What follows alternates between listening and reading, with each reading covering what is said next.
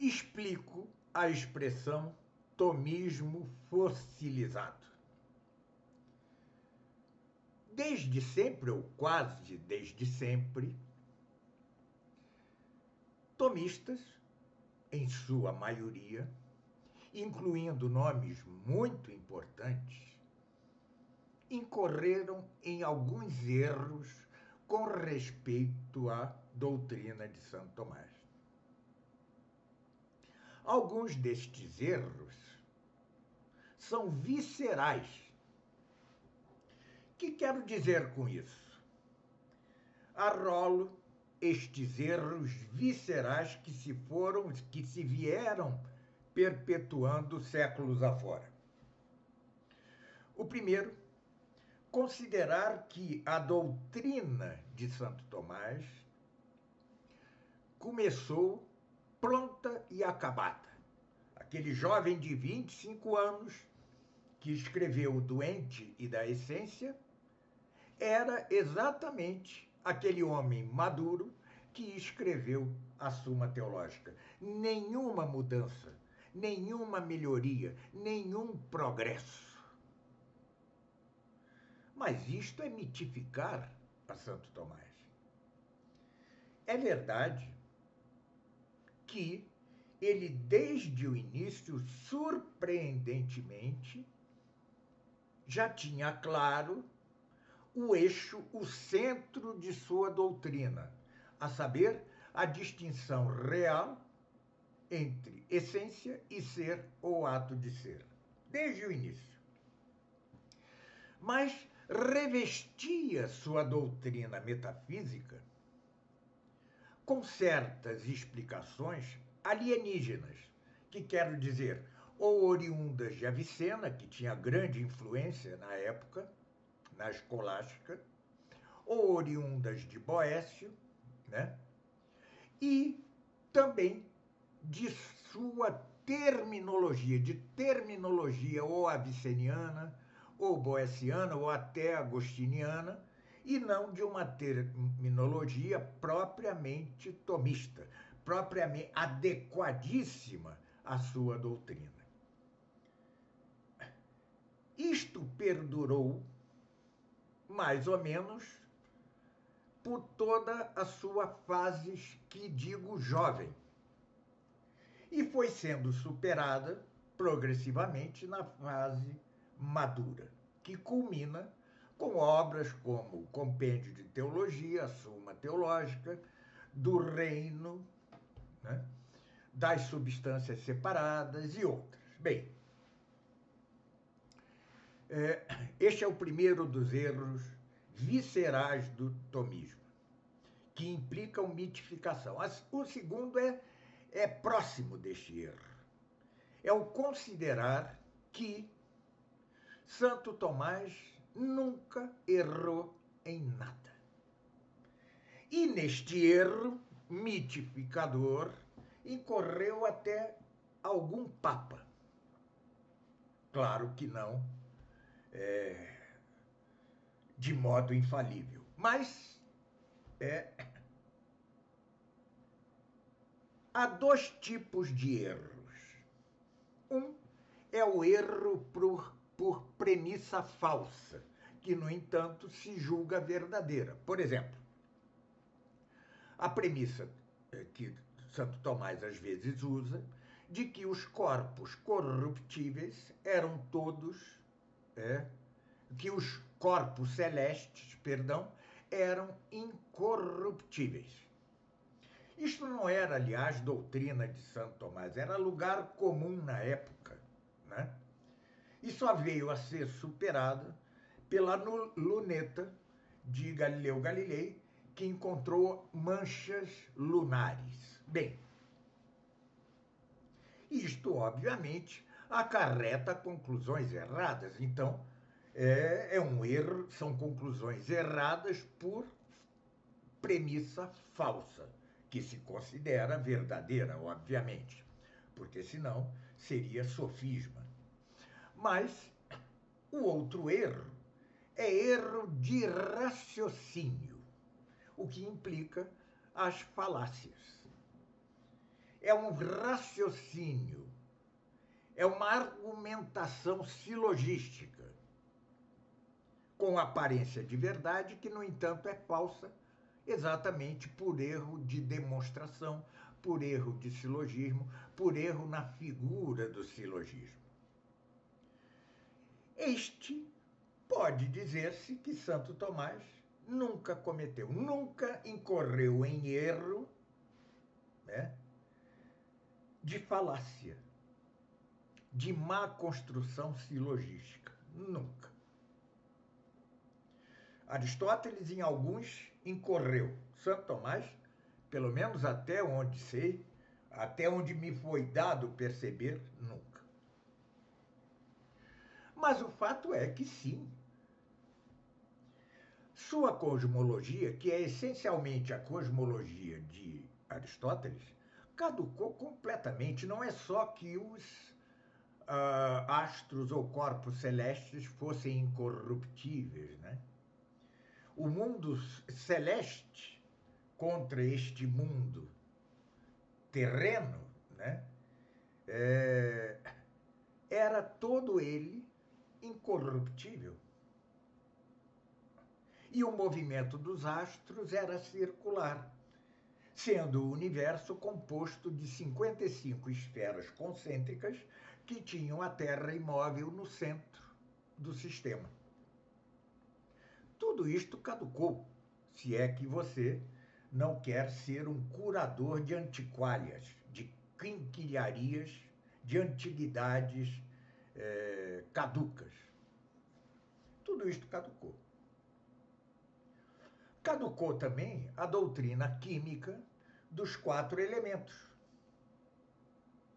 Hoje sabemos que são muitíssimos mais os elementos. Caducou a doutrina biológica herdada de Aristóteles sobre a animação diferida da alma, ou seja, Deus só infundiria a alma no embrião depois da 8ª semana, se o embrião fosse masculino, ou da 12ª semana, se o embrião fosse feminino. Isto caducou. Mas isto, de fato, não era um lugar comum na época. Alguns autores católicos, como São Máximo, o Confessor, haviam defendido o imediatismo da infusão da alma humana. Assim que se formava o embrião, a alma humana era infundida. Claro que ele não poderia dar a explicação que hoje podemos dar graças aos aparelhos modernos, né, que nos permitem ver coisas que a eles era impossível. Mas ele acertou na mosca, né, com, digamos, um insight precioso. Santo Tomás nem sei se conheceu esta obra de São Máximo Confessor. O fato é que ele erra. Então, quanto à questão da cosmologia, era um erro mais ou menos generalizado. Quanto à questão dos 4 elementos, idem. Com respeito ao momento da infusão da alma humana, era majoritária a mesma opinião de Santo Tomás, ou uma opinião semelhante. Ainda o caso da Imaculada Conceição. Isto sim era comuníssimo em sua época. Negavam-na 4 doutores marianos. São Bernardo de Clairvaux, que chegou a escrever ao Papa pedindo que ele proibisse a festa da Imaculada Conceição. Santo Alberto Magno, Santo Tomás e São Boaventura. Então, o espectro está completo. Franciscanos, cistercienses, ou seja, beneditinos e dominicanos. Todos os principais doutores então o negavam. E, aliás, não se me venha dizer que Duns Scott defendeu a Imaculada Conceição. Ele não defendeu, embora tivesse dado um passinho tímido adiante. Ele apenas não a negou e a pôs como uma das duas possibilidades, as duas coisas como prováveis ou possíveis, ou a Imaculada Conceição ou a Conceição Maculada. Bem, tudo isso são erros, são gotas d'água no imenso mar de acertos de Santo Tomás, contra o que acontece na doutrina dos outros doutores. Tanto é assim que, como diria Pio XI, o tomismo é a única doutrina que a Igreja fez sua. E como diria São Pio X, isto tanto em termos filosóficos como em termos teológicos. Em termos filosóficos, a coisa se consubstancia na aprovação por Bento XV das 24 teses tomistas, teses metafísico-filosóficas. Pois bem, dizer que Santo Tomás não progrediu ou que ele não cometeu erro é uma mitificação que, em vez de ilustrar a Santo Tomás e sua doutrina, deslustra-os. Passa uma imagem de mitificação, e é verdadeira. Isto é verdadeiro. E é isto o que eu chamo, é a isto que eu chamo o tomismo fossilizado. É um fóssil. Mas o tomismo ou será real, vivente, ou não será tomismo. Santo Tomás seria o primeiro hoje a negar, por variadas razões, tais erros minoritários no conjunto de sua vastíssima obra perfeita e imperecível. Portanto, comentar hoje alguma obra de Santo Tomás implica a capacidade de atualizá-la naquilo que ela caducou, naquilo mínimo que ela caducou, mas dizer mínimo não quer dizer não importante. Todos estes erros que arrolei aqui são importantíssimos. Eu, depois de amanhã, farei um podcast, no Caravelas Podcast, com Marcelo Andrade, em que falarei das 5 vias para provar a existência de Deus, né, de Santo Tomás, as famosas 5 vias. E mostrarei ali que 3 vezes nessas mesmas 5 vias é necessário atualização. Nestas mesmas 5 vias, se é que queremos buscar antes a verdade que a imagem de um mito. Santo Tomás era o realista por excelência. Sejamos realistas.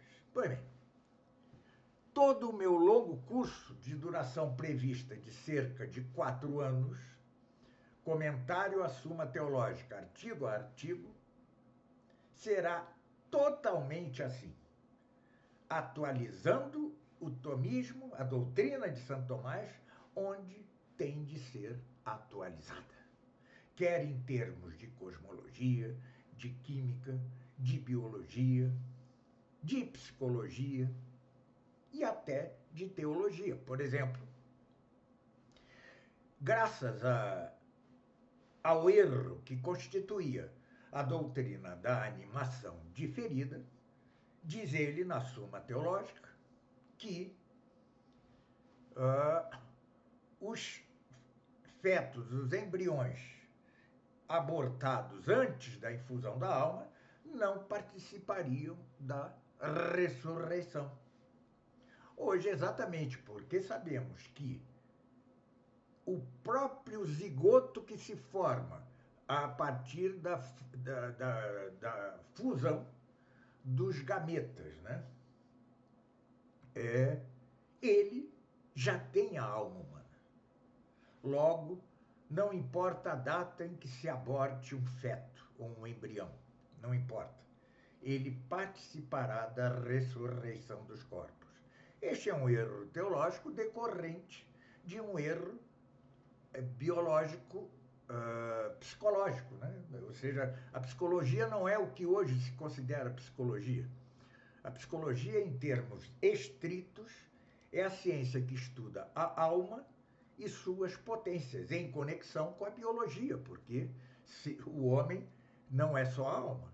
Ao contrário, alma e corpo são coprincípios de uma substância una. Pois bem, é assim que eu darei o curso, atualizando. Atualizando em tudo quanto seja necessário. Na cosmologia, na biologia, na química, na psicologia e até na teologia. Tá? Pouca coisa, pouquíssima coisa. Mas não deixarei de fazer, exatamente porque não me quero um tomista fóssil, um fóssil tomista, né? Um mitificador ao fim e ao cabo. Né? O compromisso do tomismo, se ele não se quer fossilizado nem mitificador, é com a verdade. E esta é a maneira máxima de honrar este que foi o maior dos doutores, o mais santo dos sábios e o mais sábio dos santos. Muito obrigado. Repito, até o podcast que eu farei nesta sexta-feira, dia 4 de outubro, às 3 horas, em São Paulo, com Marcelo Andrade, e até o meu curso de comentário à Suma Teológica, artigo e artigo, que começará impreterivelmente no dia 9 de outubro. Muito obrigado pela atenção e até nosso próximo vídeo.